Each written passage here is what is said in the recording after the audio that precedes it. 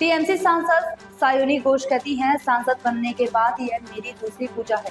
मैं सांसद बनने से पहले भी तेलीपुकुर सुकांत स्मृति संग आती रही हूँ। राजबिहारी में इस पूजा में शामिल होने पर मैं हर बार मंत्रमुग्ध हो जाती हूँ। चतुर्थ बछर एवं राजबिहारीर डाके प्रत्येक बार आशा एवं যতবারই আসি দেখি আর মুগ্ধ হই এবং যেই ব্যাপ্তিতে এই পুজো ক্রমশ পৌঁছচ্ছে আমি এইটুকুই বলতে পারি যে রাজবিহারীও এগোচ্ছে এবং পুজোও এগোচ্ছে এবং আগামী দিন আরো অনেক সুকান্ত স্মৃতি সংঘেরই পুজো মানুষের মনের মণিকোঠায় স্থান করে নেবে। I am fascinated.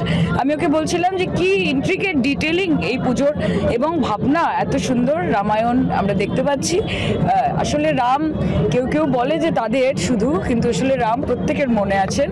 Ram, Shriram, Sita সবাই আমাদের মনের মধ্যে এবং সেটাই রাসবিহারী তুলে ধরেছে যে আমরা অত মুখে বড় বড় কথা বলি না, আমরা কাজে আমাদের ভক্তি প্রমাণ করে দেখাই। কাজে আমি ওনাদের অনেক অনেক শুভেচ্ছা জানাচ্ছি এবং যেরকম একটা নেগেটিভ দিক আছে